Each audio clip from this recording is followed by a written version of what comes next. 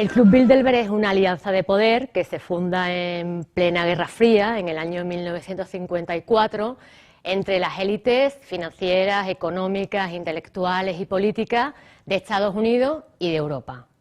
Estamos en un momento, vamos a contextualizarlo, en el que han ocurrido ya la Primera y la Segunda Guerra Mundial. El mundo de Europa, sobre todo, había quedado devastada, ¿no?, con la Segunda Guerra Mundial y, sobre todo, devastada ideológicamente. Había que diseñar un nuevo orden mundial. Y es cuando surge esta terminología, este concepto que hoy se está dando a conocer, pero que en aquellos tiempos solamente estaba en boca de la élite, ¿no? ¿Qué mundo diseñamos? El mundo que había que diseñar se fraguó a partir de las reuniones Bilderberg. Estamos en un momento de conferencias en Europa y el movimiento europeo, precisamente el secretario del movimiento europeo, el señor Joseph Ratzinger, que también era un destacado miembro de la masonería sueca, pues fue quien unió a todos estos grandes potentados, a todos estos grandes magnates de Estados Unidos, como la familia Rockefeller, la primera familia multimillonaria del mundo, los Morgan, los Carey, los Ford, y los unió en el Hotel Bilderberg con la élite europea, como los Agnelli, todos estos grandes apellidos, que habían sido en su momento incluso aliados de Hitler, que habían apoyado el nazismo, todo con ese afán de manejar y controlar a las sociedades por una élite. La primera reunión en el Club Bilderberg fue absolutamente secreta, no asistió la prensa y se dio gracias al don de relaciones públicas que tenía el príncipe Bernardo de Holanda. Él fue quien reunió en su hotel, el Hotel Bilderberg, quien convocó la conferencia de Ostenberg, que era así como se llamó esta reunión de elitistas, ¿no?, que quedó completamente grabada. Todo lo que allí se habló está grabado y se guarda en el Archivo Nacional de Holanda. Algunos de estos documentos audiovisuales no se pueden consultar hasta dentro de 25 y 50 años, o sea que imaginemos la gravedad y el peso que tiene en todo este diseño del nuevo orden mundial y en el control de las sociedades. Cuenta en sus memorias el secretario de Ratzinger que al principio todos llegaron allí en la incertidumbre y sin fiarse los unos de los otros. Europa estaba atiborrada de espías, había más espías que políticos, ¿no? Entonces realmente no sabían a qué iban, pero precisamente por este don de las relaciones públicas del príncipe Bernardo, que con bromas y tal acercó a unos y a otros, todos se fueron maravillados de aquel primer peldaño que se había puesto para que se celebrasen reuniones francas. Ese es el término con el que le gusta llamarlas, reuniones francas. Ahí dejamos de lado lo que son las izquierdas, las derechas y los intereses incluso personales o los intereses de partido, ¿no? Los intereses de partido, digamos, dejamos de lado lo que hablamos ante el público. Y aquí hablamos francamente de lo que nos interesa, que es el poder. Es cierto que existe una red global, porque de hecho ellos diseñaron en estas reuniones francas el globalismo, que no es otra cosa que ampliar las esferas del poder, superar los estados-nación, las soberanías nacionales, para crear un único mundo en base a su visión, donde las leyes sean universales, donde la ONU, la idea era que la ONU funcionase como ese gobierno mundial controlado por la élite, ¿no?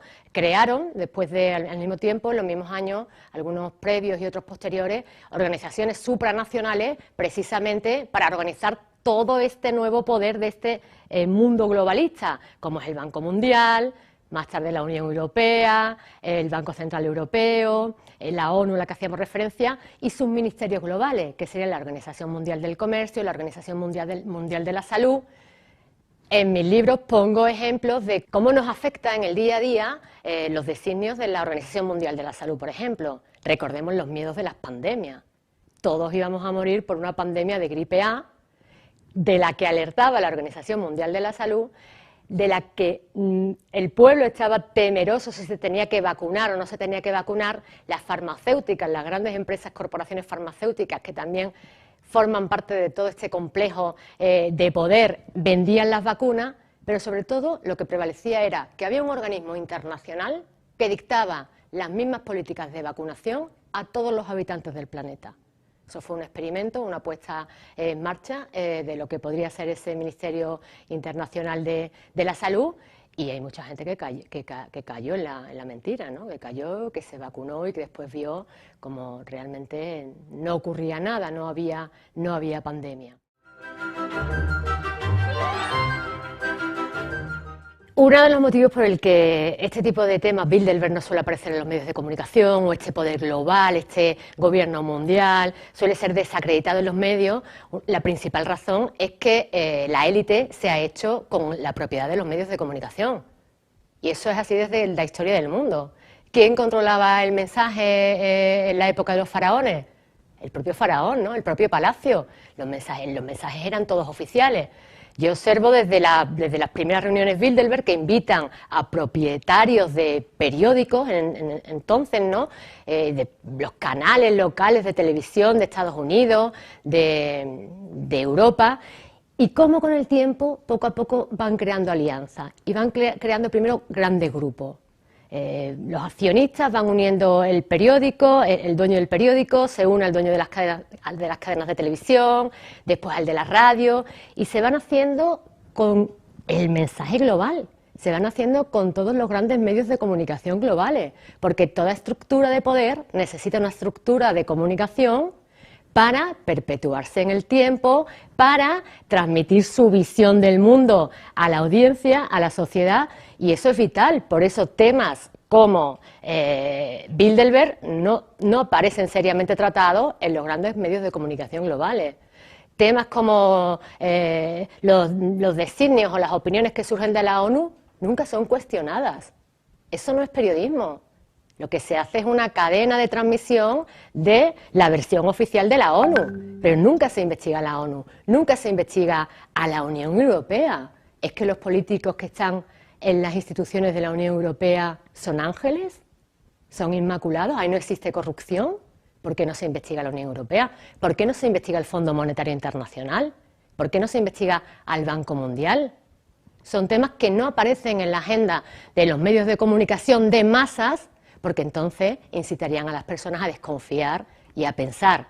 Y el objetivo es que las personas no piensen, sino que obedezcan y que crean que están en buenas manos, en las manos de la élite, que al final pues son lobos con piel de cordero. Además de los medios de comunicación, el control de la educación es básico. En este sistema de control internacional, ¿no? De control de las sociedades, es básico. Y vemos como poco a poco está desapareciendo materias como la filosofía, el latín, que enseñan a pensar. Enseñan a pensar. Es la caverna de Platón, ¿no?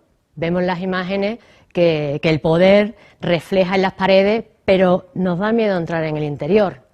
Porque yo sí que he observado cuando a determinadas personas, hay muchos jóvenes, sobre todo cada vez más jóvenes, que quieren saber y que quieren pensar, porque intuyen que están siendo manipulados, y aparte este tipo de medios como La Contra u otros medios serios que están en Internet, pues sacan estos temas, ¿no? Pero es cierto que la educación está sirviendo para crear miedo ante el pensamiento. Y realmente lo que caracteriza a un ser humano libre es que puede pensar y que puede hacerse planteamientos profundos y complejos, pero el poder no quiere que pensemos, quiere que seamos borregos. Yo precisamente por pararme a pensar, cuando estudié periodismo, cuando empecé a estudiar periodismo en la Universidad de Salamanca, y a leer autores como Kafka, Sartre, que se cuestionaban las sociedades, ¿no? La organización de las sociedades, quién organiza, quién decide qué materias se estudian en la escuela, en la universidad. Primero te paras a pensar y después te paras a observar y escucha cómo los mensajes que transmiten los políticos en los medios de comunicación, en televisión, no se corresponden con la realidad.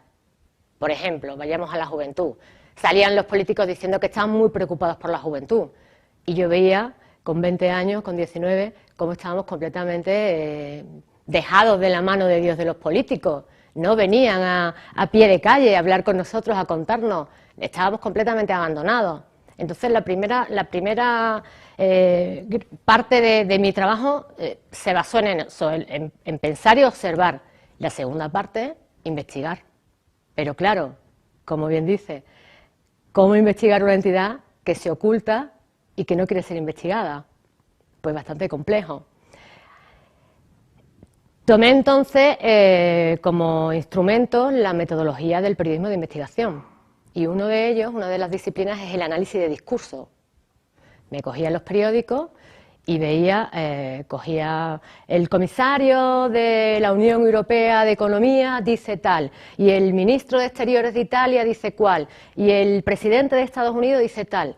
Digo, ¿cómo estas personas que no coinciden en las grandes cumbres de la OTAN o en la cumbre de la Unión Europea pueden estar diciendo lo mismo? Esto no es información, esto es propaganda. Esa fue una de las herramientas, el análisis del discurso. Otra de las herramientas fue que ya teníamos internet, ¿no? Ya me puse a investigar y di en algunas universidades de Estados Unidos con documentos que algunos de los miembros del Club Bilderberg, como Joel Ball, que fue secretario de Estado, en aquella época a su muerte, cedieron a las universidades. Y entonces, entre esos documentos, pues aparecen los documentos de sus asistencias de las actas de las reuniones del Club Bilderberg. Eso que está como ahí olvidado, ¿no? Que tienes que hacer a la biblioteca y que requiere un tiempo de investigación. Y que después eso lo he volcado en mis libros. Mira, lo que decían en los años 60 está ocurriendo ahora. Incluso llegué a descubrir un documento del año 68 en el que lo integro en uno de mis libros, Los planes del Club Bilderberg para España, en el que cuentan que se había establecido un grupo de trabajo para estudiar la posibilidad de que el príncipe Juan Carlos fuese el sucesor tras la muerte de Franco, ¿no? La jefatura del Estado. Y en ese documento pone que después de haberlo estudiado, todos coinciden en que es el mejor candidato.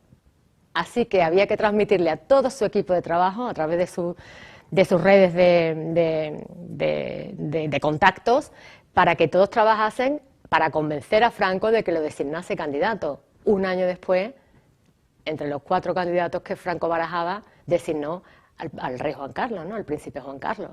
Entonces, cosas que aparecen en sus actas, o como el cambio climático, que ahora es un tema de total actualidad y que ya estaba diseñado en los años 60. El Club Bilderberg tiene una estructura que está dividido en 3 círculos. La primera es el círculo más interno, digamos, el círculo de los sabios, de los iniciados, de los fundadores. Entre ellos la familia Rockefeller, la familia Nelly, la familia Morgan, la familia Carney, la familia Hudson, que todos ellos pues son los interesados en que la estructura de poder se mantenga. Para ello hay un segundo, para que este sistema siga perpetuándose, pues tienen a sus coroneles, a sus generales, ¿no? Que es el segundo escalón o círculo, que es el comité directivo de Bilderberg. Está formado por banqueros, a él ha pertenecido, por ejemplo, durante más de 10 años Juan Luis Cebrián, expresidente del Grupo Prisa. En la actualidad la española que lo relevó es la presidenta del Banco Santander, Ana Patricia Botín, que también pertenece al Consejo, a la Junta de Coca-Cola, a la Junta de otros bancos, o sea que también es una forma de relacionarse, ¿no? A través de los consejos de administración de las distintas corporaciones internacionales. También tenemos en este comité directivo tenemos a la presidenta del MoMA, que tenemos hasta una presidenta del MoMA, la señora María José Kravis, que tiene un gran fondo de inversión, también está en el Instituto Hudson. Para ella trabaja el antiguo director de la CIA, el señor Petrus. Vemos cómo hay distintos poderes, ¿no?, que se van relacionando, los servicios secretos, la cultura. Este comité, ¿no?, de dirección, formado por 33 miembros, es el que selecciona a los invitados de cada ocasión, no siempre son los mismos, dependiendo de la agenda que también ellos diseñan de temas que van a tratar. Vemos que aparte, el tercer escalón serían estos invitados eventuales o permanentes, y vemos que también aparte de esto hay siempre unos que asisten constantemente. Por ejemplo, el presidente de Alphabet, el grupo Google, el grupo de WhatsApp, de YouTube, es uno de los grandes de Bilderberg, el señor Eric Schmidt. No, nunca falla. Además también es el presidente de otra nueva asociación, de la Nueva América, por la creación de la Nueva América. Vemos también a Facebook, ¿no? Todos creemos que Facebook es propiedad de Zuckerberg, eso es lo que nos cuentan los medios oficiales, propagandísticos. Pues no, Facebook es propiedad de grandes fondos de inversión y de grandes bancos, BlackRock, Blackstone, State Street, Morgan, JP Morgan, que por cierto los grandes propietarios de JP Morgan son la familia Rockefeller y la familia Rothschild, ¿no? Y vemos como siempre, incluso hay un fondo de inversión de la CIA, cuyo presidente del fondo de inversión es también es miembro del comité de la junta directiva de Facebook, ¿no? Vemos como la CIA y Facebook vuelven a interrelacionarse ya no solo por estos grandes fondos de inversión, estos grandes apellidos que están en los servicios secretos. El señor David Rockefeller fue un espía durante la Segunda Guerra Mundial de la CIA. Vemos que se interrelacionan y que siempre se interrelacionan en Bilderberg, ¿no? Toda la gran banca occidental internacional, nunca falta Bilderberg. Goldman Sachs, todas. Los medios de comunicación, de los que hemos estado hablando antes, The Economist, Bloomberg, todo lo de la familia Nelly, de la familia Exor, Prisa, todos, Clarín, todos asisten. ¿Por qué? Porque es que además son miembros, son propiedad de todos estos grandes fondos de inversión. Y esa es la estructura de Bilderberg. Un poder político, comisarios europeos, los comisarios europeos de Exteriores, los comisarios de Finanzas también suelen asistir, los ministros de Exteriores y de Finanzas de todos los países europeos también suelen ser invitados siempre. Este poder político, el poder financiero, el poder de las corporaciones, todas las grandes corporaciones como Monsanto, que se está intentando hacer ahora con todas las semillas del mundo, que nadie más pueda plantar solamente a través de sus semillas, los medios de comunicación, como decía, los servicios secretos y los militares siempre, y la academia. La Universidad de Chicago, la Universidad de Yale, la Universidad de Harvard, siempre tienen algún rector o algún profesor destacado que asiste a las reuniones. Y ahora también está el sector del espacio, que como estamos viendo, pues es hacia donde están invirtiendo, y la nueva meta que han puesto, esta gran guerra contra China, contra la India también por conquistar el espacio, que es el futuro. Y también la estructura de Bilderberg, las monarquías, las antiguas monarquías europeas y la aristocracia, ¿no? Que les sirve como relaciones públicas. Las grandes áreas de influencia de Bilderberg son Europa y Estados Unidos. Y Estados Unidos con toda esa conquista cultural y económica que hizo de toda Iberoamérica, Hispanoamérica, y parte de África, como las antiguas colonias europeas. Han intentado hacer una asociación con China, pero ¿por qué China, donde hay un partido único, iba a cederle su soberanía a instituciones supranacionales? ¿A cambio de qué? Si ya tienen el poder. Estamos hablando de poder duro, ¿no? Del verdadero poder.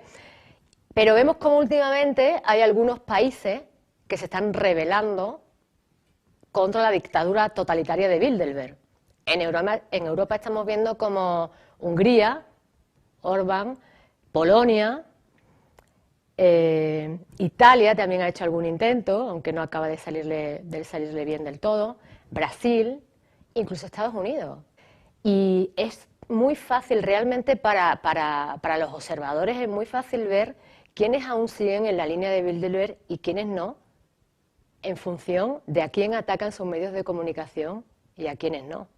Peor, estamos hablando de guerras de poder, de cómo estos nuevos políticos llegan a conseguir presidencias del gobierno y dejan de ser títeres de este globalismo, de la élite, ¿no?, tradicional, de esta élite fundada después de la Segunda Guerra Mundial, pero que ya venía siendo la élite desde el siglo XIX, ¿no? desde la Revolución Industrial.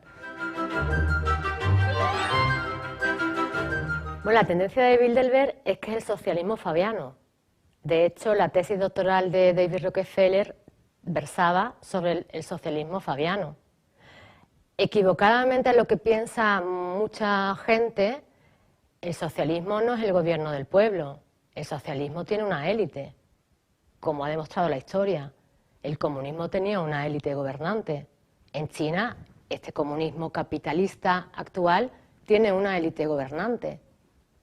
Y eso es lo que se oculta también, ¿no?, del socialismo y del comunismo.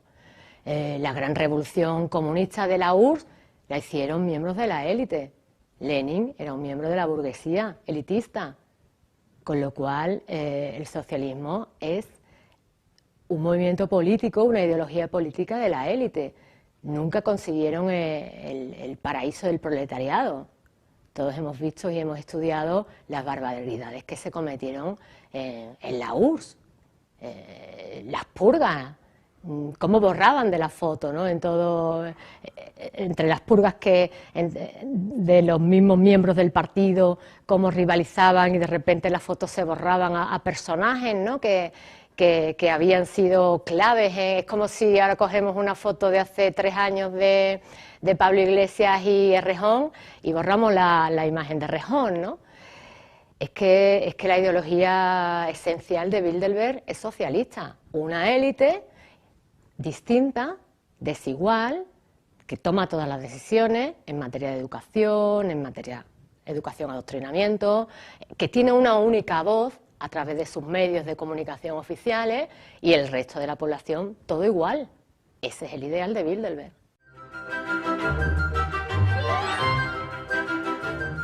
China, lo que poca gente sabe es que China integró la política del hijo único después de que Kissinger visitase, de aquella histórica visita de Kissinger a China, ¿no? Donde él explicó la necesidad de que la población, había que frenar el crecimiento de la población, porque una población amplia podría llevar al caos. Es mucho más difícil de controlar un mayor número de población que un número más pequeño, ¿no? Y a partir de ahí convenció a China, y eso le está trayendo muchísimos problemas a la población china. Hay un documental muy interesante que trata sobre este tema, de cómo las mujeres en China son secuestradas, porque como hay menos mujeres que hombres, y vendidas desde pequeñas en las aldeas, por culpa de estas ideas de Bilderberg, para que veamos lo grave, ¿no?, de estas ideas que te venden como ideas progresistas, pero progresistas para la élite. Para la población crea un desajuste que ya en la demografía lo estamos viendo.